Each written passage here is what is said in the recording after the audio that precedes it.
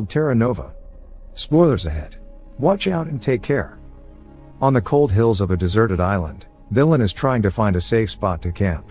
He walks for miles until he slips and falls into a freezing river, but after floating away for a while, he manages to climb out and continue his journey. When he gets too tired to keep going, he stops to rest against a big rock, grabs a flower to eat, and begins thinking back to how all this started. Dylan is in jail for life for the assassination of 6 men, when one afternoon, he's taken to see the prison governor, who asks him what he dreams of. He isn't the only person going through this. Various of his fellow prisoners are also being called to the governor's office and are asked the same question.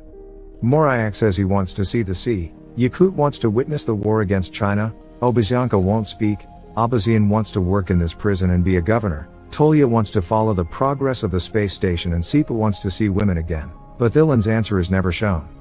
The governor tells them they've been selected to be transferred to a penal colony, and shortly afterward, all prisoners are boarded into a ship. Just like in the actual prison, the prisoners are divided into groups and put into cells, although Abazian acts like he is the boss and even kills a man to take his bed. When the hatch is finally closed and the boat takes off, the prisoners start panicking, thinking this has all been a trick to let them die at sea. The fight doesn't last long though. The guards quickly arrive, and after stopping them with a warning shot, they throw a sleeping gas grenade to knock them all out. Eventually, they make it to a deserted island, where the prisoners are put into numbered handcuffs and left at the beach so they can listen to what Mr. Olafsson and Marta, the heads of the Terra Nova project, have to say. Since the death penalty has become illegal in all countries, prisons have been running out of space to hold such a large number of criminals. As the men begin getting violent, Dylan remembers a conversation he had with Sipa back in prison. Sipa has some severe mental issues and would always draw on the wall and talk nonsense, but that day, he mentioned heaven and hell not having any seats left and a third purgatory-like place being prepared for people like them. Julien had thought it was more of his usual nonsense back then, but he's starting to see the merits of it now. After a while, everyone calms down and tries to spend the trip chit-chatting and eating, but in the middle of the journey, a gang escapes from one of the cells, looking for their compatriot. Abazian pretends to negotiate at first, only to kill the man they're looking for, causing a riot to start. Prisoners on both sides begin hitting and killing each other through the bars except for Staryi, an old man that stays behind praying. Which is why the Russian government has offered this land to start this project, funded by some international organizations. Starting today, the prisoners are colonists living under their protection, and everything they need to survive is being provided, including food that should last 3 months. A satellite will be watching them all the time, and there also are some communication buoys around. They have the possibility to take a boat to one of them to press the red button and say what they need. If a green light appears, that boat. Before leaving, the guards drop a bunch of keys on the sand, explaining they are numbered to match their handcuffs. The prisoners rush towards them and start fighting over them while Dylan and Sipa stay safely behind, only grabbing the keys that the others drop. Staryi also decides to stay behind and watch how a gang forms a line around the keys to keep their rivals out, and a group goes to the crates the guards left to pick up some weapons and attack the crowd with them. Eventually, Ali's means the request has been accepted. Abazian isn't happy about the idea of being recorded 24/7, so he throws a big rock in protest, but the guards quickly make him stand back with some warning shots. Marta clarifies that the buoys can also be used to ask to leave the project by saying their name and the reason why they want to leave. If they do, they'll be returned to prison. By putting the buoys on the sea instead of on the beach, they make sure that the decision is thought twice before risking getting on a boat. The gang takes control of the situation. Ali gets a jacket and good shoes for himself and Staryi before choosing a man to send out on the boat, but as soon as he grabs someone, the group takes the chance to attack and the fight starts again. Dozens of men die in the fight. Morayak kills Ali with a rock, Abazian kills Staryi also with a rock, and the 3 men that get on a boat to reach the buoy fall to the sea and die drowning. All the remaining prisoners go to the warehouse and begin distributing while looking at a picture of his family that he's kept hidden in his prison uniform. He misses them terribly, and falls asleep with tears in his eyes. Sometime later, he wakes up when he hears some squealing. Turns out the supplies were filled with rodents, and they are now eating through his food and bag. When it starts raining, Dylan finds shelter under the rock formation he saw before, getting a fire going for warmth and heating some water.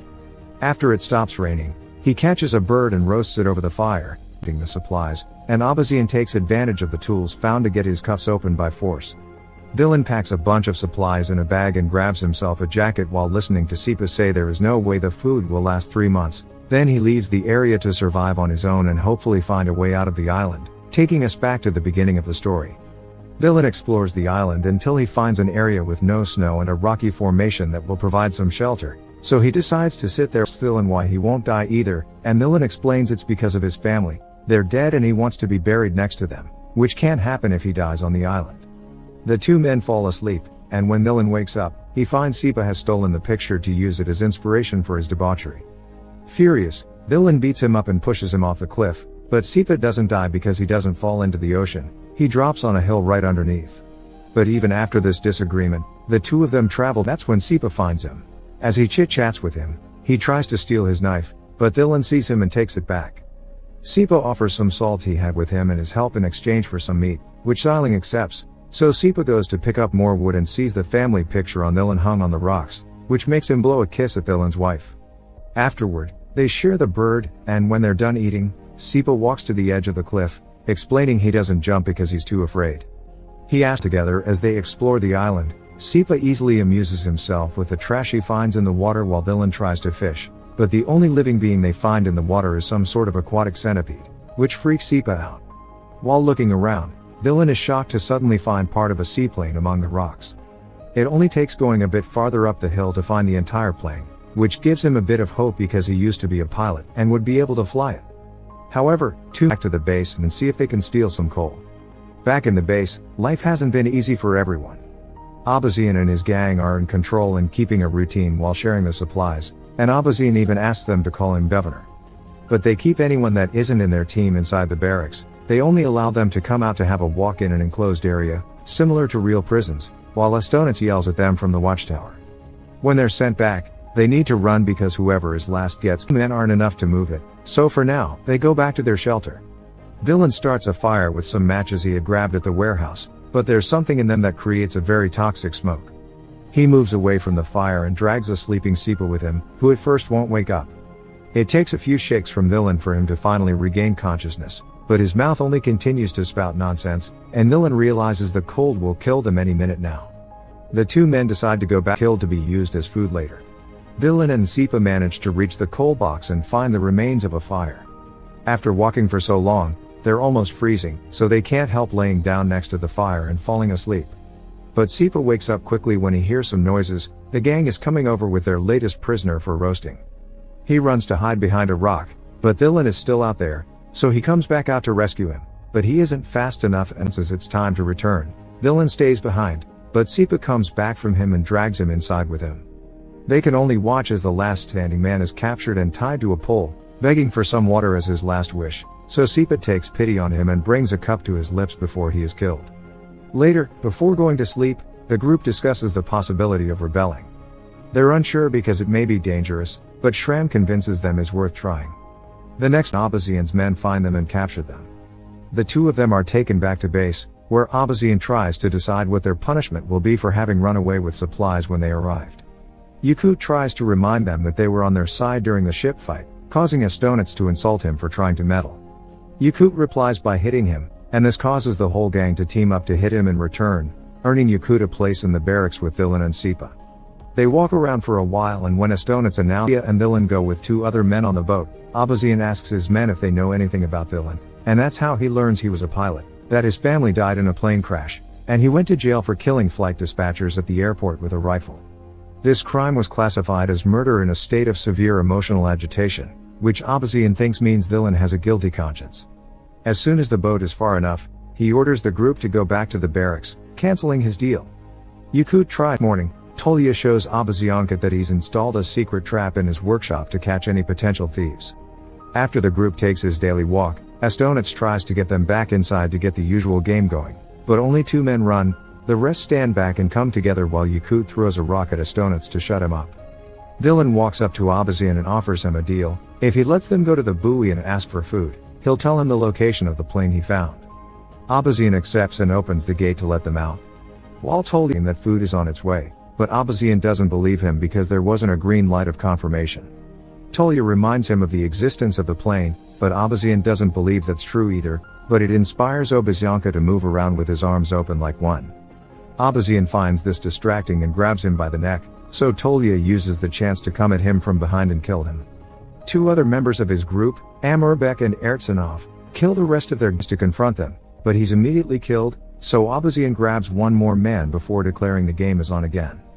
The group can only run back to the barracks since a fight would be a very bad idea because Cavazzon's men are armed.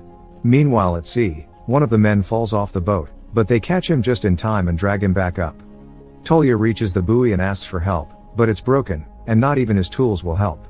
They go back to the shore and Dylan tells Cavazzon they'll be waiting a few days for the food to arrive, but they won't be using each other as food anymore, so everyone needs to stay calm and cooperate. They'll also send a group to rescue the plane, which they'll put in a hangar they'll build and slowly repair it to escape later. Suddenly, Treea interrupts their plans claiming there's no satellite while writing an SOS message using sand and 3 bodies. Sometime later, Estonitz returns to the base, and because of the new rules that say they need to keep the peace, gang and watch Estonitz run away before they can catch him as well. They ask Dylan what to do next, and he asks them to free the men from the barracks because he swears food is coming and they just didn't see the light because it was broken. The men are skeptical about this and remind him now they have plenty of bodies to feed on later, but Treea thinks they should be buried. Dylan reminds him about the plane as well, so Embark and Ermanno finally accept. They free the prisoners and tell them she's confused on why they're asking for gas, and he explains it's for the generators, which are supposed to be wind powered but they don't work during the polar night. In truth, they want the gas for the plane. Dylan takes the chance to ask why they didn't answer Treea's SOS message, and Marta explains their satellite is of the infrared kind, they see heat. So they can locate people and stoves but not words. She also wants to know what people were doing so far away from the base some days ago. They decide to ignore what he's done to them for now and share their food with him anyway. Dylan guides a group of men towards the plane, and their moods greatly increase when they see he's been telling the truth. Together they take it apart for easier transport and carry the pieces back to base. Eventually, Marta arrives at the island with a bunch of guards. They use gas to keep the men away, but they do allow Dylan come to talk to her and discuss the list of things they've requested. Right to one personal request, so he gives her a few sheets of paper asking her to provide the group well. Once the guards have left the new supplies, Dylan and his men try the gas in the plane hidden in the hangar and happily confirm it does work. Afterward, they watch a new group of American prisoners arrive as the guards and Marta leave the island. These prisoners have a leader too, a very large man that Dylan tries to shake hands with. The man doesn't take it, in fact, he hits Dylan, and he tells her they were fishing. They don't believe him because there's no fish in the area, so he lies again and tells them they've been eating those centipede-like creatures, which she finds very shocking. They also want to know how many of the original 206 colonists are left, which Dylan finds suspicious because they should be able to tell with their satellite. He tells them 87 are left, and many are sick, but nobody wants to abandon the project and return to jail. Before Dylan leaves, Marta tells him he has by the heads of the project. When they realize the situation is finally out of control and that over 40% of the colony has been killed, Marta calls the central office and is told to proceed with Code Naked Island, which sends a bunch of guards to the island that shoots all the reminder prisoners while Marta burns Dylan's letters. Luckily, a few men are still alive thanks to having hidden in the mountains or the hangar, Dylan, Treea, Ermanno, and Treea. Together, which triggers a fight between both sides. The encounter is brutal and nobody hesitates to go for the kill, so Treea drags Dylan with him to hide him in the workshop. One of the Americans tries to follow them, but he falls on Treea's trap and instantly dies. Ermanno goes up against the American leader and gets overpowered, but before he can get killed, Embark cuts in and kills the big man instead as the buildings around them catch on fire. All this is being watched as they push the plane out, but when they're about to board it, Treea tells them goodbye and runs to the hill so he can jump into the ocean, not afraid anymore. The remaining trio gets in the plane and Dylan manages to make it take off safely, although the guards shoot at them on the way. His 2 companions die, but Dylan isn't hit by the bullets, so he flies away into his freedom.